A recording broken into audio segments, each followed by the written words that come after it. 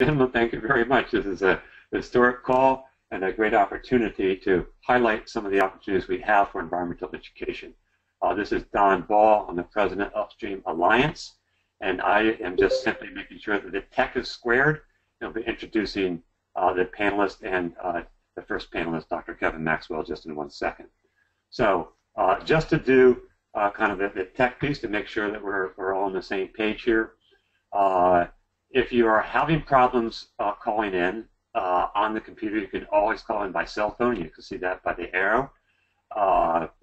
Also, if you have other technical issues and they can't resolve themselves, then please call Erica at this number right here. So while we're on the call, we are encouraging people to ask questions, and you can do that by pressing the button here under chat. Write your question in, and then at the very bottom, we'd recommend that you choose the dialog box for everyone so everyone can see the questions, and then press send. At that point, we will get all of the questions, and we will answer as many questions as we possibly can. So hopefully there's not additional questions or problems with the check-in, but we'll be moving forward. So just so you know, the outline for today is that we will talk about an introduction as to kind of why we're here and the opportunity, the historic opportunity we have. We'll talk details about the funding and what you need to know to be able to access that. We'll also talk about this collaborative as a backbone support to help you all both now and later. And finally, at the end, in the wrap-up session, we'll answer as many questions as we possibly can and talk about potential next steps. So what I'd like to do is that if you're a presenter, please, probably if the presenters can mute their mics, all except Kevin at this point, that would be good, because there's some background noise coming in. So what I will do is just tell you the three goals of the webinar, introduce the panelists, and introduce Kevin. So we're here today really to learn about this new funding. We're very excited to have the United States Department of Education, Monique Chism, on the phone to tell us about that. We're excited to learn about partnerships, because that is a requirement in the funding, and there's such strong partnerships existing across America today that are ready, willing, and able to support the school systems. We'd like to kind of make those connections, and finally, we'd like to make available the resources. There are many, many resources out there. We'll just touch on a couple of those here.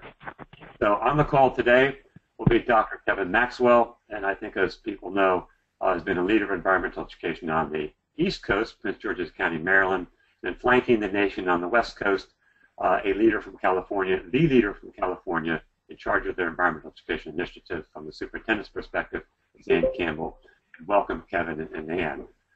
In addition, we have, as I mentioned, the U.S. Department of Education. We're represented by Monique Chism, and thank you, Monique, for joining.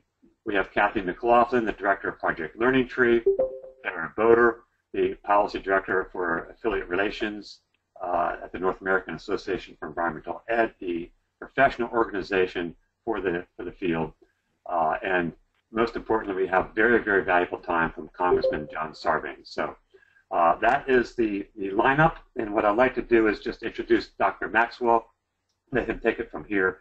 And just a side note, for those that don't know, Dr. Maxwell was really the primary person that pushed through the only graduation requirement in the nation, which happens to be in Maryland, his school systems, but it's on his back, and with lots of support, but on his back that he's able to get the graduation requirement. That's been a critical component to environmental education nationwide. So thank you, everyone, for joining.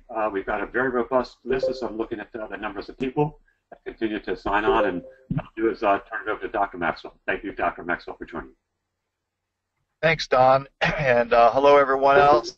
I can't really say good morning or good afternoon because it depends on where you are in the country, what time of the day it is. But I appreciate everybody joining, and I know we'll have some other folks jumping on. But I think the reason to form the collaborative is to take this from sort of our local conversations and our statewide conversations to a national conversation.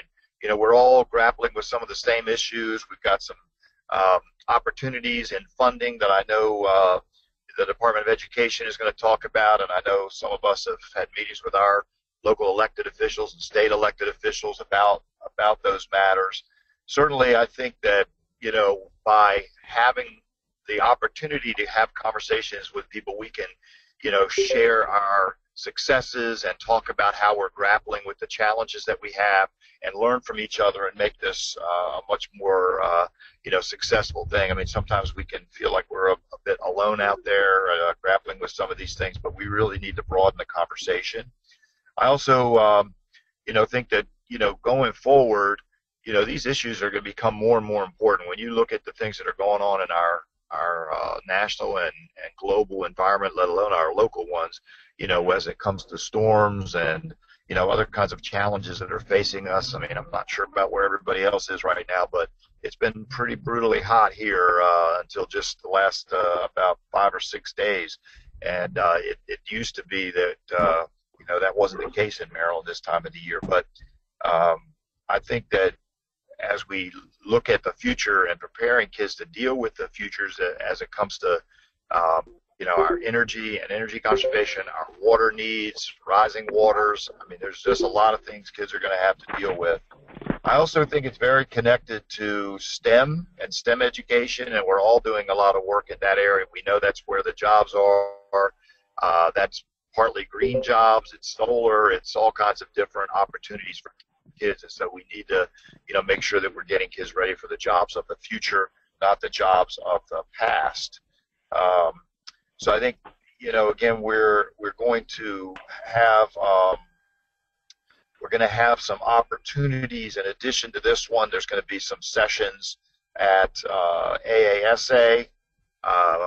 The meeting part, I think it's March 2nd in the morning. I'll be there for that, and I know my colleague Ann, who's on this call, is going to, I think, host the field trip in the afternoon, and we will go from there and have additional opportunities as well. And I hope that we'll be able to do this conversation several times a year and really move from an overview like we're doing today to get into some really deep and meaningful conversations about the work.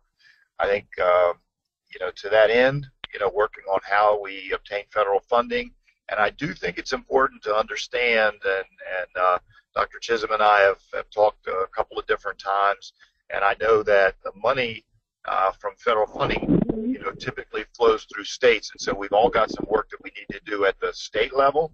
I think creating some partnerships and looking at some model programs would be very, very helpful to other districts. And, again, we're willing to share all of the work that we're doing, and I know talking to others. And again, I think there's just a level of excitement about this that hasn't been there, wasn't there 5 or 10 years ago, and we should capitalize on that. So it's I'm going to stop there, and it's really my honor, my pleasure to introduce somebody that I've known for a long time, and I have the utmost respect for his work in this area. Congressman John Sarbanes from the state of Maryland was a co-sponsor and lead individual in the No Child Left Inside movement. He's been a champion of environmental education and has really help us become the leader in environmental education through our only graduation requirement in the country so far, although I know there are other states that are working on that. So with that, I'll turn it over to Congressman Sarbanes. My friend, it's all yours. Thanks very much, Kevin. I want to thank everybody for participating in this call. I'm really excited to be included, given the partnership that I've been part of now for the last almost 10 years as we've made this journey to where we are now. So it's a very exciting time, and I want to thank Ann for joining us from the West Coast. I want to salute this effort, the Superintendent's Environmental Education Collaborative. I think that's a brilliant way to start to knit together this vision for what we see in terms of environmental education and connecting the next generation really to the outdoors. Obviously, having the U.S. Department of Education participating today on the call and providing the new guidance on how folks can apply and take advantage of these opportunities. That's really critical. I thought what I would do, Don, and I want to thank you for the Upstream Alliance for organizing this call and just being a lifetime champion of environmental education. I'll take people back 10 years to the beginning of this effort. I had just been elected to the U.S. Congress, and there showed up in my office, I won't say a motley crew, but a diverse group of environmental educators and others from Maryland, and they brought some very compelling data and research that they shared with me. They talked about the various studies out there indicating that schools that use outdoor education and other forms of experiential kind of inquiry-based learning were seeing gains across the board. Math, science, where you'd expect to see it, but also language and social studies, student engagement, overall critical thinking skills. So they were making the case that if you embed outdoor education, environmental education, you can see advances in achievement across all of those different disciplines. They pointed me to data that was showing that when you get students outdoors and active, of course this is kind of intuitive, it's better for their health, and it encourages them to become environmental stewards themselves, which is so critical for us going forward. And they also, as Kevin Maxwell just alluded to, pointed to how you're preparing students through environmental education to be that next generation of scientists, which we obviously need to cultivate. So they pretty much had me at hello. I said, okay, what do you need me to do? And the idea was, let's move forward with this thing that we coined as the No Child Left Inside Act, which is to really try to promote the idea of environmental literacy across the country, looking for incentives we could provide to states to go develop these environmental literacy plans that fully integrate. I mean, we really had this vision that we wanted environmental education to be embedded and integrated into the instructional planning across and curriculum across the country, where outdoor field experiences were really part of the core academic programs in schools. We saw the potential to build partnerships between school districts, colleges, parks, environmental organizations, community-based groups like some of the folks I think that are on the call today, so that we could really develop and implement, deploy this environmental programming in a very widespread fashion. And we wanted to make sure that there was some grant funding there that could help leverage this interest. I mean, the states and local school districts and nonprofits have been doing great work, but if we could create some funding opportunities at the U.S. Department of Education, we thought that that could help kind of pull energy through the, through the chain, and that was one of the goals as well. So we introduced the No Child Left Inside Act back in 2007.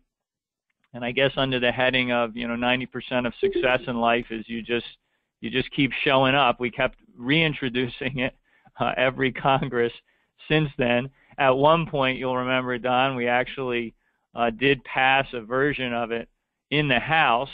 We weren't able to get it in the Senate or beyond that, but that was a very good, that sort of put down a marker, and it showed the interest that people had in this. And it was bipartisan, I might say, from the beginning. I mean, ultimately, we ended up with about 52 bipartisan co-sponsors of the effort.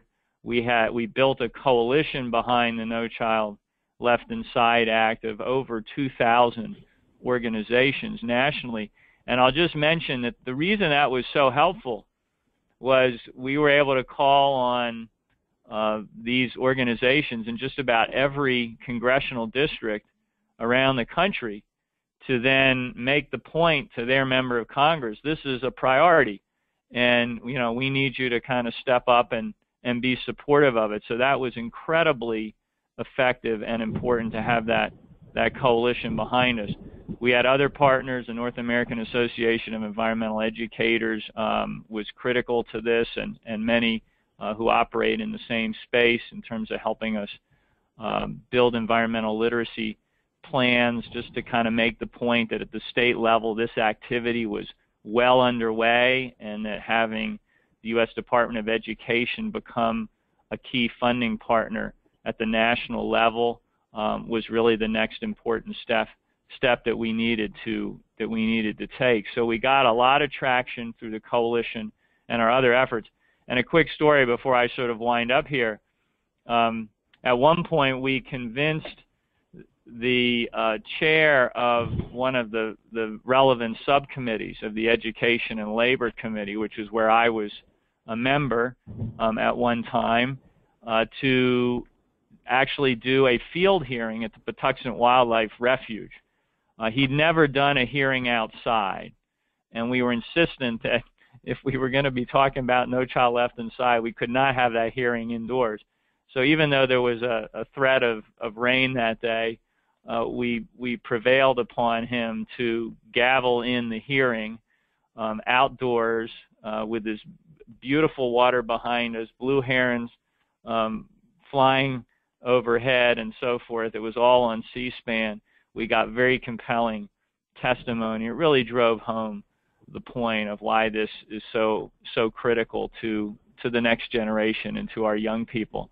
So in any event, that brought us to where we got the opportunity after many years of effort and my working closely, I have to say, with Senator Jack Reed from Rhode Island on the Senate side, to get this put into the reauthorization of the Elementary and Secondary Education Act, which is known, as you know, as the Every Student Succeeds Act. So now there is included within that new federal education law 2 grant programs that can support environmental education programs. You're going to hear about those in more detail in a moment: the Student Support and Academic Enrichment Grants, the 21st Century Community Learning Center funding source. So there's resources out there that can support some of the amazing efforts that I know many on the call have been part of for years. And we're just so thrilled that the U.S. Department of Education and sort of our national resources are stepping into the picture in the way that they are.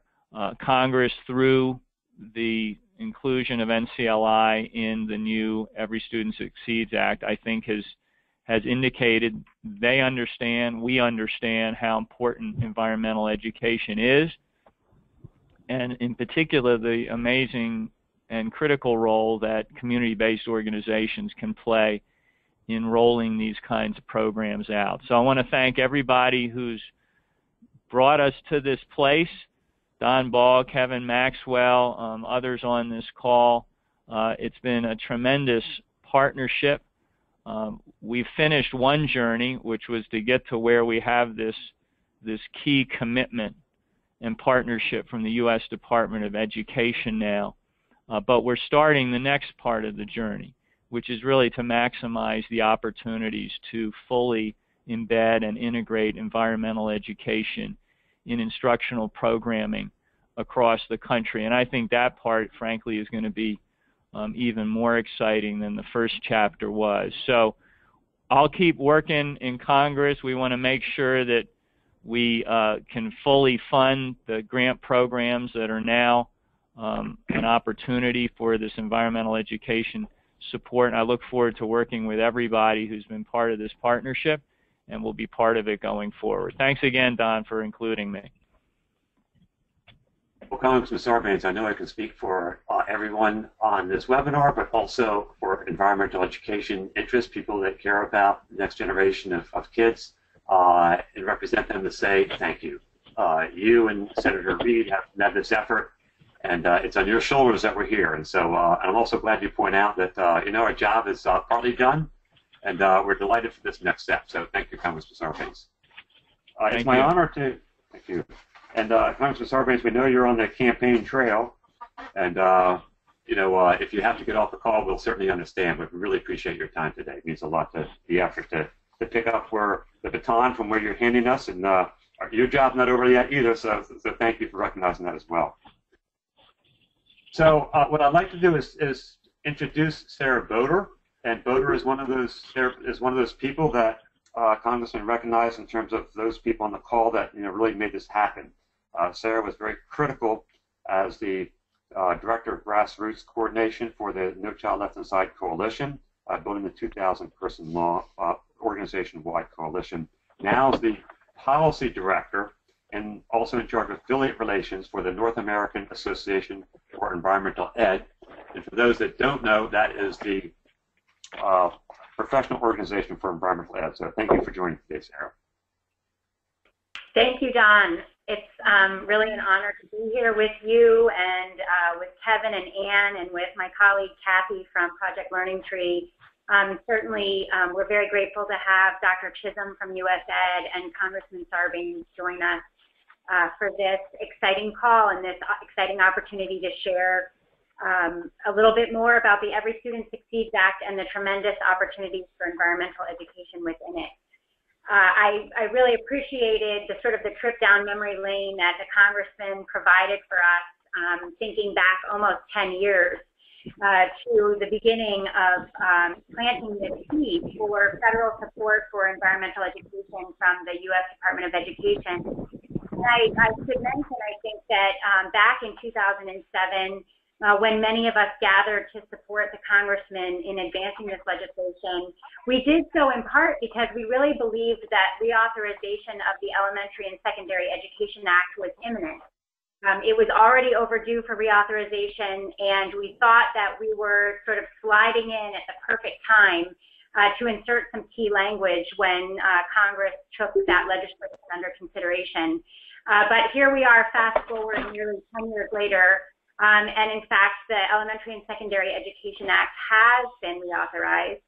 That's what the Every Student Succeeds Act is, and I think the Congressman mentioned that we formerly thought of that as, or spoke of that legislation as No Child Left Behind. But just for those who may not know, it is the most comprehensive federal policy guiding pre-kindergarten through 12th grade education in the United States. And we are thrilled that it now includes some key language from the No Child Left Inside Act supporting environmental education and environmental literacy. Go to the next slide. Thank you. So there are two grant programs that we're primarily focused on today, and I'm just going to touch on them very briefly, and hopefully we'll have additional opportunities together in the future to get into greater detail on some of the finer points. But Title IV of the legislation, as Congressman Sarbanes mentioned, is focused on 21st century schools and includes a grant program known as Title IV Part A, which speaks to student support and academic enrichment activities. And within this grant, there are actually a number of eligible activities and programs that states and school districts can use funding for, and those fall into three different categories. One category is around student health and wellness programming. A second category is programs and activities that support a well-rounded education, and this is where the environmental education language sits. And then finally, there's a piece to this grant program around the improvement of the use of technology. And there are obviously some parameters around how states and school districts can direct that funding, but in general, school districts will have significant flexibility in selecting programming to support through that grant program. Title IV Part B is not a new program like Part A. It is actually an existing program, the 21st Century Community Learning Centers. This is a $1 billion pot of funding, and these funds are grant programs that support after-school and out-of-school time activities. And while there are really a large number of programs around the country that currently leverage 21st Century Community Learning Centers grants to support environmental education programs, that grant program now includes language in support of environmental literacy programming for the first time. And I would be remiss if I only focused on Title IV. There are this well-rounded education concept that appears in Title IV Part A also appears in, I believe, more than 20 places across the legislation. And so the well-rounded education activities outlined in Title IV Part A can be connected back to funds in other portions of the legislation. So there are programs, for example, under Title I, school-wide programs and school improvement programs for at-risk youth that could be connected back to well-rounded education activities, including environmental education. And likewise, in Title II, which are primarily those professional development dollars, dollars from Title II could be used to provide professional development for teachers and also supporting paraprofessionals within schools to improve their ability to provide a well-rounded education for students. And so that, again, would include opportunities for environmental education. And then to get into a little bit more about the process and some next steps related to the implementation of the Every Student Succeeds Act, as well as some new guidance provided by the Department of Education. We're very fortunate to have Dr. Monique Chism joining us today. She is the Deputy Assistant Secretary for Elementary and Secondary Education at the Department of Education, and I'd like to turn it over to her at this time, and thanks her so much for being here. Thank you, Sarah, and thank you also to Kevin and Congressman Sarbanes and also all of my other fellow colleagues who are presenting, and to all of you for joining.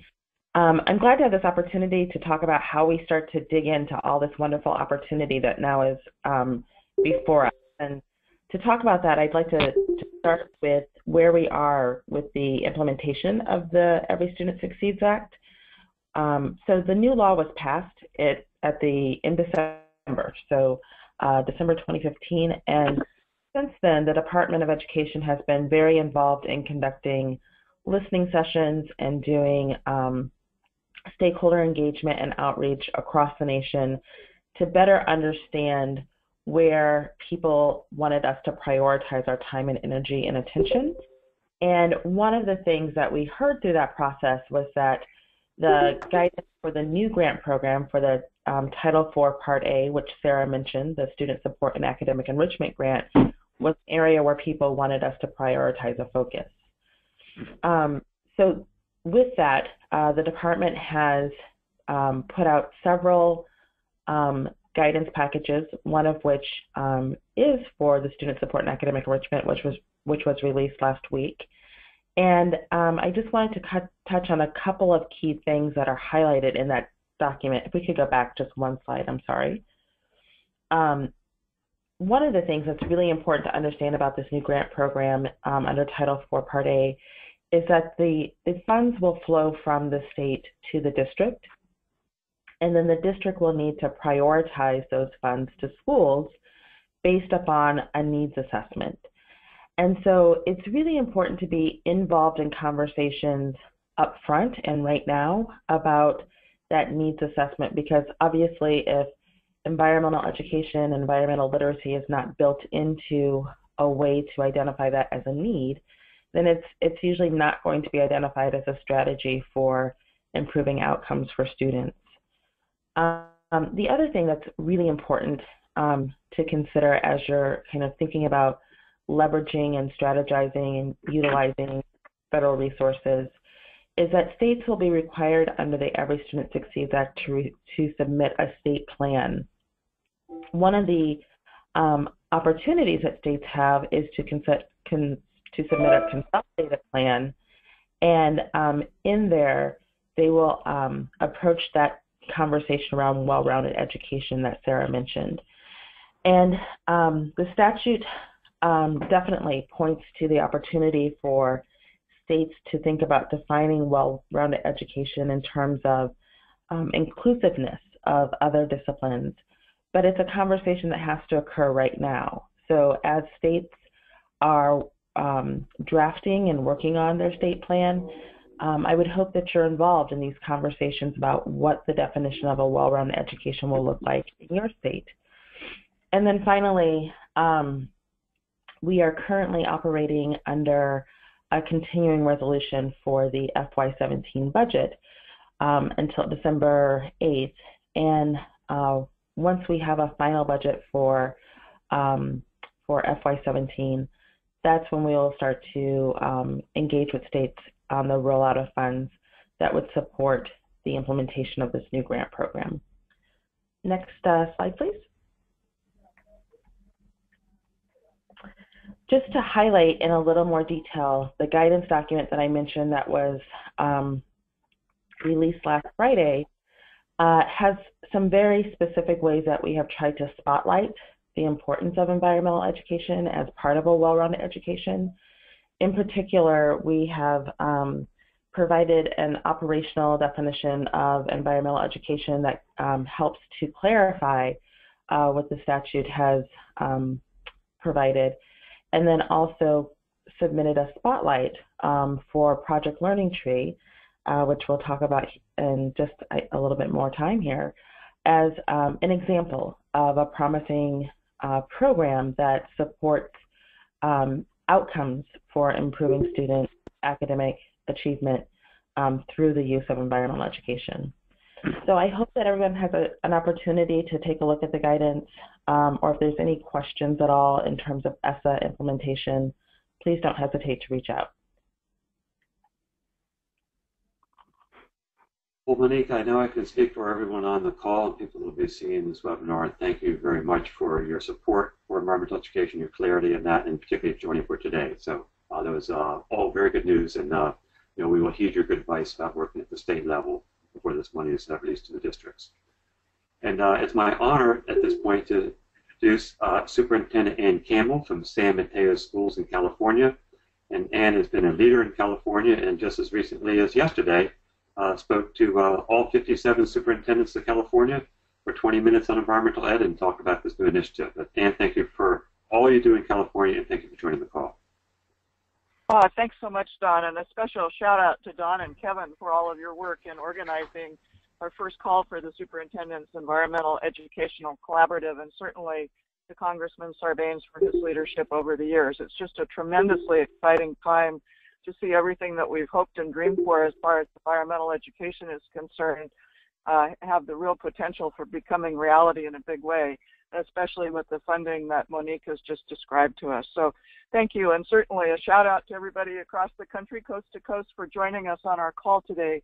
We hope that this will be the first of several calls that we'll do throughout the year that will bring together superintendents who are interested in really focusing on environmental education and moving the envelope forward, as well as partnering with environmental organizations throughout the country. And we think that the dynamic synergy that can come from that partnership of educators and environmental partners is just huge. So thanks to everybody. You can see on this slide, our main goal in putting the collaborative together is to be sure that we are capitalizing on the work that we can do together to increase high quality environmental education for all kids throughout the United States. And that's a really exciting possibility for us.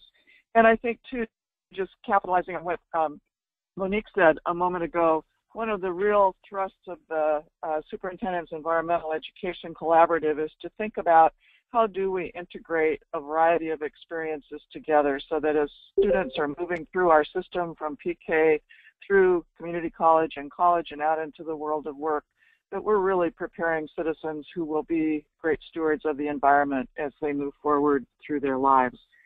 I was asked to talk just a little bit about what we're doing in California. Several years ago, our state superintendent, Tom Torlakson, put together an environmental education task force to really look at the next generation science standards in particular and see what we could do as far as using the NGSS to further the goals of environmental education. And that group, about a year and a half ago, published something that's called the Blueprint for Environmental Literacy for California. And out of the blueprint has been formed an environmental literacy steering committee, which I am a member of, that is a partnership between people in education as well as a variety of environmental education partners from throughout our state. And we're meeting almost on a monthly basis at this point to pull together the blueprint to really get it dispersed out to our schools and school districts throughout California.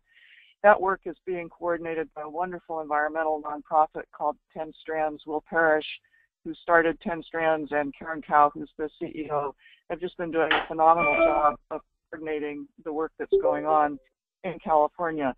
I would highlight two real focus areas of our work. One is the absolute imperative importance of working together in partnership between schools and environmental organizations, and we really are moving forward on that front. And then the other is that as we think about what our schools are working on, they've had the Common Core, they've got the Next Generation Science Standards, and in California we now have new History Social Studies standards as well. We really believe that environmental literacy offers the perfect opportunity to bring all of those disciplines together in meaningful and engaging ways for our students as they move through their academic experiences in our public school system. So we're really looking forward to collaborating with the superintendent's Environmental Education Collaborative, and I do want to invite all of you to the AASA sessions that we'll be running in March, both an information session as well as a really exciting field trip out into the bayous of Louisiana. So thanks again to everybody for participating in this call. It's great to know about the funding that's going to be available from the Department of Education, which will be hugely instrumental in helping us move this very important work forward. So thanks, everybody. Well, Anne, thank you very much, and we're so happy to have both sides of this great nation flanked. So we're honored to have you leading this collaborative, and very honored to support you in any way. So what I'd like to do, as Don Baugh, the president of Upstream Alliance, is just very briefly talk about what we hope might be kind of a ladder of engagement of sorts, of how superintendents can learn about ESSA and where EE is in it, for instance, on these webinars, like Kevin pointed out, and also, like Ann just pointed out, these two sessions that we'll refer to at the end of the call on March 2nd in New Orleans at the AASA Superintendents Conference. But I'm also glad that Ann pointed out the critical role that partnerships play. It plays a critical role in the guidance language. So we're now strongly encouraged, and in certain cases required, to develop partners between school districts and the environmental education community, which is very broadly defined. But what we see is speaking from the environmental education side of it, we see at every school district across America that we have partners that are ready, willing, and able to assist school districts and can really stretch the dollar and help you achieve your goals, we hope. But we're also seeing that up the ladder of engagement, that the plans people have developed, sometimes people have developed state plans for environmental literacy that Congressman Sarbanes referenced. Sometimes those have been developed at the district level. We promote the idea of developing a plan as a way of bringing together those partners, those diverse partners, in one unified way to leverage those resources as effectively as possible. Ultimately, we're hoping that people obtain the funding and then implement those programs. And at the very end of the day, it would be great if we had some school districts across the nation, in addition to the ones we already have, that service models, so that as we look across our borders and look at the school district beyond or across the nation, ones that we can learn from or perhaps emulate. So that's simply our ladder of engagement. And what I'd like to do now is introduce to you Kathy McGlauflin, the long-time director of Project Learning Tree. And very honored, I know, all of us, and I know that Kathy was smiling broadly when the U.S. Department of Education singled them out in their spotlight within the guidance language as an exemplary program. So Kathy, thank you for joining today. Thank you, Don. I also am thrilled to be a part of this. As Don pointed out, I've been around for a long time, but so has Project Learning Tree. This year we're celebrating our 40th anniversary, and it's about time we got mentioned in a piece of federal legislation. So we're very excited about that, and I thank everyone for their help with that, and I thank Dr. Chism for her work on getting that into the guidance document, and Sarah for helping to lead that effort. So we want to live up to that spotlight, and we have some tools and resources to help us do that. So a couple of things I want to focus on today in the time that we have is to speak about our resources that we have. So Project Learning Tree, first of all, we do have on our website a spot for administrators. And this is a place where our network can encourage those school superintendents, district coordinators to find out what resources there are available for their teachers and their schools and their districts.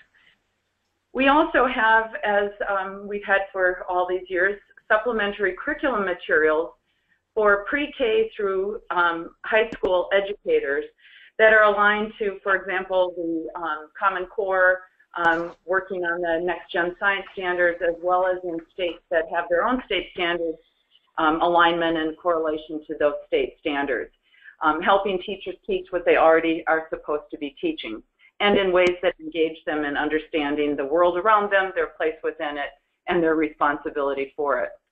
Another important piece of the work we do is providing professional development for educators.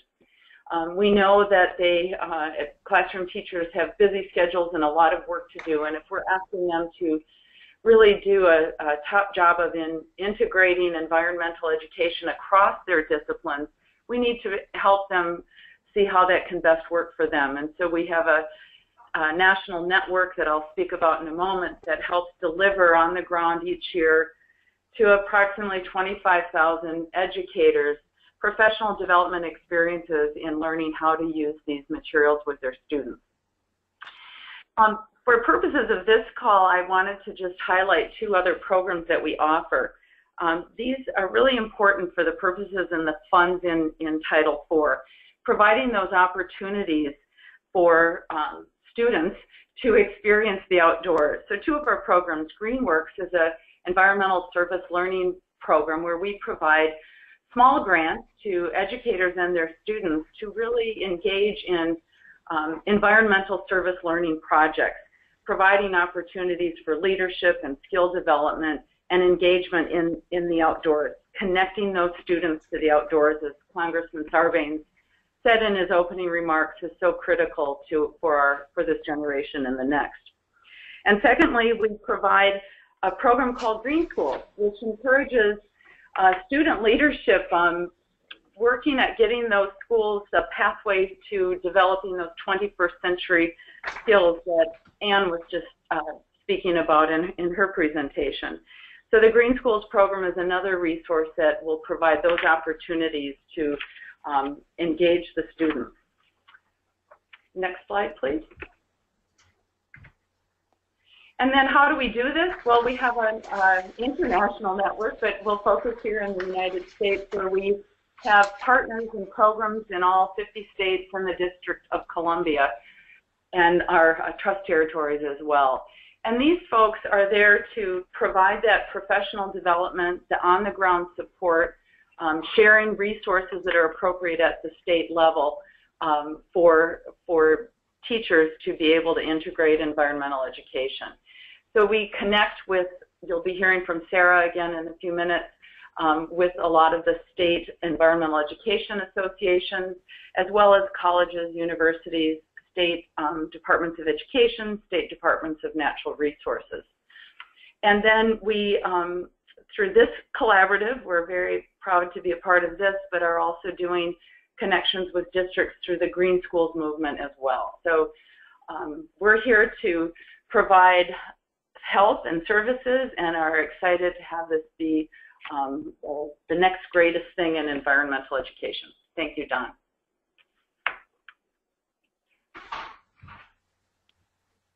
And so what I'd like to do is kind of turn it back to Sarah, and in the process, you know, there are a lot of great organizations out there, and PLT was honored. We were honored to have them as a spotlight.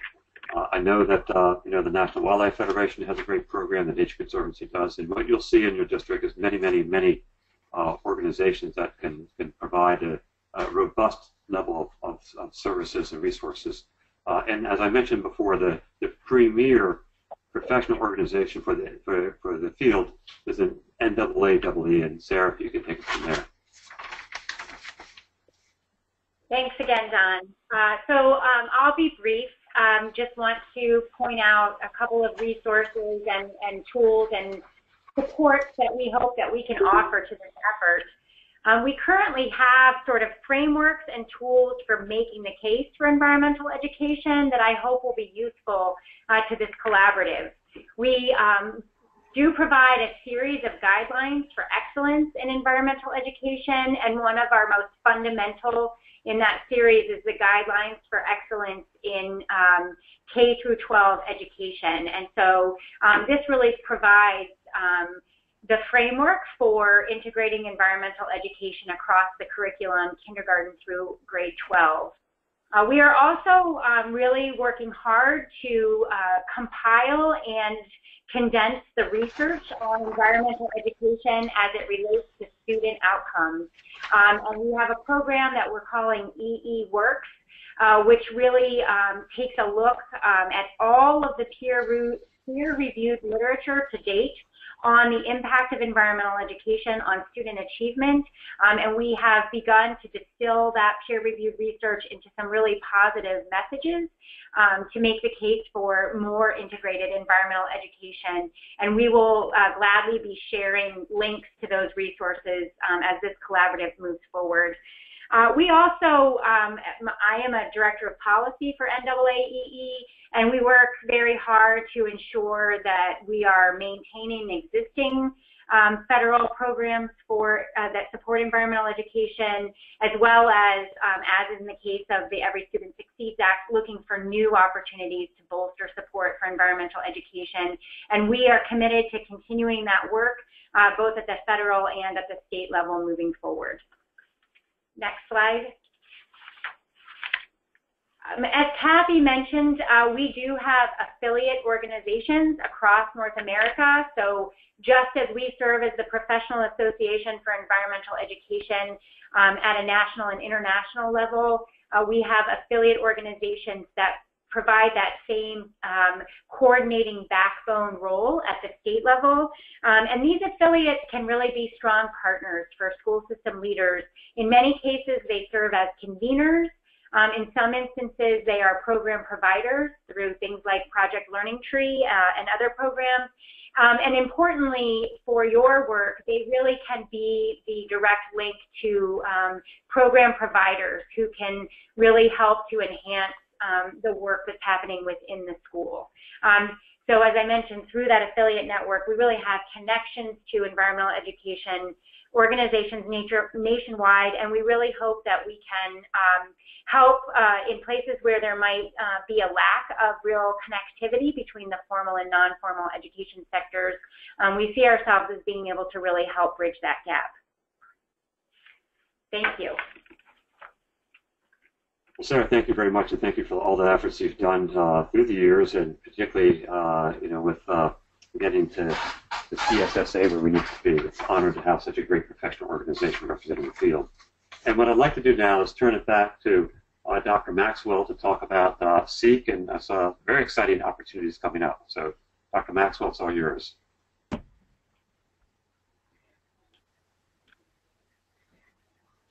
And what I'll do is, waiting for Dr. Maxwell to come on, I might just start in his place.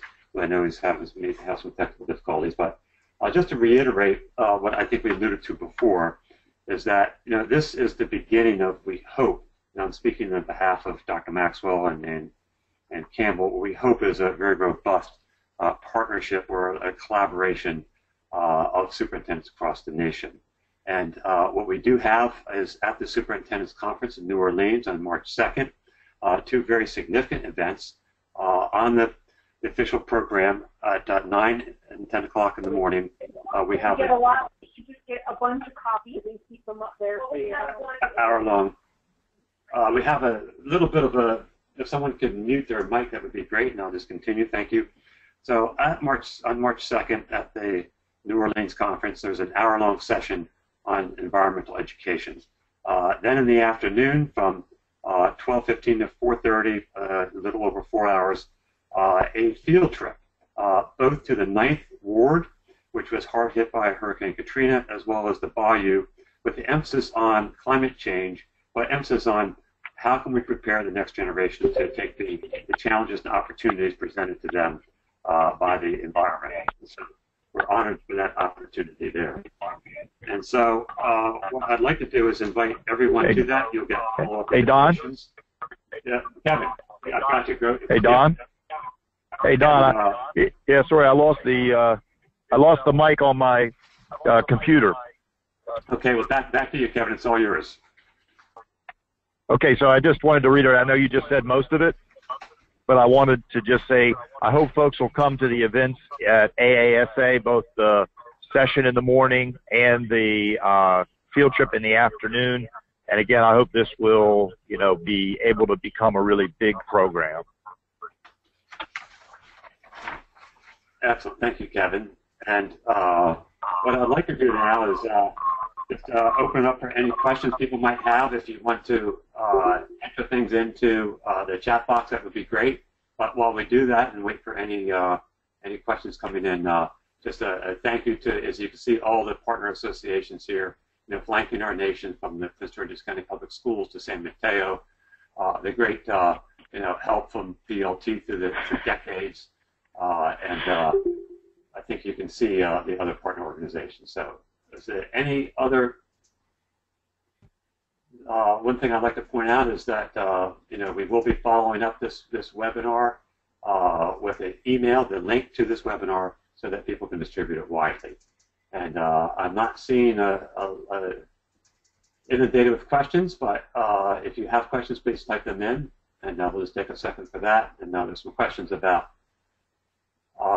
Here we've got one now, and this is from Laura Downey from Kansas.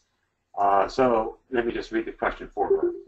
So I've heard a couple of things we should be doing at the state level: be involved in developing our state plan for well-rounded students, and be involved in making sure that EE is in the needs assessment, and of course reaching out to our state superintendents. What else can we be doing? And so, Monique, are you still on the phone, and are you able to answer that question? If not, I'll turn to Sarah for that. All right, I'm so sorry. Could you repeat the question? Yeah, thank you, Monique. This is from Kansas. This is, I'll repeat it just in verbatim. So I have heard a couple things we should be doing at the state level: be involved in developing our state plans for well-rounded students, be involved in making sure that EE is in the needs assessment, and of course reaching out to our state superintendents. What else should we be doing at the state level? So thanks, that's a great question. So at the state level, there's, I think where the real opportunity is also is to have that conversation around how you will define well-rounded education, but then also there's the opportunity to think about the metrics that will be included in the accountability system. And so that's an important thing to kind of gain awareness about and understanding and be involved in those conversations. But there's also an important opportunity to be involved on the conversation related to supports and intervention. Schools and districts will be required to continue to intervene in schools that are underperforming, and there's different categories for which that will apply. And part of what they will need to do is select different supports and interventions. So it would be important to make sure that your state leaders understand that there are evidence-based practices related to environmental education that can be used to provide supports and interventions for schools that are underperforming. Monique, thank you very much. Excellent. So I will take another question. We have a couple more, time for a couple more. There's many more filing in, but this is from Joshua York, and I will turn this question to Kathy. It's we use Project Wild a lot in our teacher professional development program. Is there support for this curriculum as well? Kathy, can you handle that question? Sure. Yes. Hi, Joshua. Yes, of course. PLT has been spotlighted, but that means that we're just one example of many, as others on the call have mentioned. So I would just encourage you to make sure that your Project Wild network is engaged at the state and national level as well, to make certain that your folks know that that's a resource that's available for them. Thank you, Kathy. And then in that spirit, there's also a comment that came into the chat box of the Nature Conservancy. This is from Angela Brisson, and I'll just read this to you all and make sure you highlight it as you read the chat box. But it's a wonderful opportunity for resources. But hi, everybody. Don mentioned an EE program from the Nature Conservancy. You can find the information. You can see it online there. It's natureworkseverywhere.org. It's free. It's next generation science aligned, and it contains many, many videos. So thank you, Angel, for that. Now I'll take a question from Jetta Foreman. And so this question is, what is the timeline for having model districts, and how do you plan on using those model districts? And so since I mentioned model districts, I will take that question and also see if there's anyone else that would like to add value to that. But my goal is that we create model school districts across America so that others will emulate. And I think this is the opportunity to do this through this new infusion of funding and the collaborative behind it that will help share lessons across districts. I think that if we can create these models, to be honest, I know it takes a while. In 5 years, that would be wonderful. It would be great to have some in 2 or 3 years to be able to show the successes, the early successes, as quickly as we possibly can. And once we do get the successes, what the plan is for the environmental education community to come together and to be able to market those successes by documenting the success as best we can in terms of the research and the data, and then be able to tell that story both through the research, but also popularly through sessions like at AASA as hero model programs, what we've learned, and just what it benefits to certain school districts. So, Jetta, thank you very much for that question. And I'll turn to Sarah. Do you want to add any more value to that answer? I think you covered it really well, Don. I think the only thing I'd like to add, again, just because I put my advocacy hat on fairly regularly every morning when I get up, really, just to say that I think I see the notion of developing model programs in addition to the critical value in systemic environmental education programming. There's the added value of sort of creating a reinforcing loop, if you will, in which we have model programs that improve our ability to advocate for increased support for these kinds of programs, which in turn allows us to build out more model programs. And so it's obviously going to be an ongoing process, but as we see success through this collaborative, I think we'll see an increase in support for the kinds of programs that we're all striving for. Sarah, thank you. And what I think I'll do is just go ahead and end it with a couple of comments. If any more comments come in, we'll certainly take them. But a huge thank you to the presenters. Please also, for everyone who's participating, we will have this available on a YouTube channel. We'll send that link out because we're hoping that those, I know there are many superintendents that had scheduling conflicts, of course, and we'd like to get those to a broad audience as possible. And so what I'll do is just see if Sarah or Kathy or Kevin or Monique, if you have any other last comments, and if not, we'll close it out. So any other last comments from any of the presenters? So this is Kathy. I would just encourage all of the folks on the call who are not currently in a superintendent's role to please reach out in your local school districts to your superintendents. Let them know about this collaborative and encourage them to participate.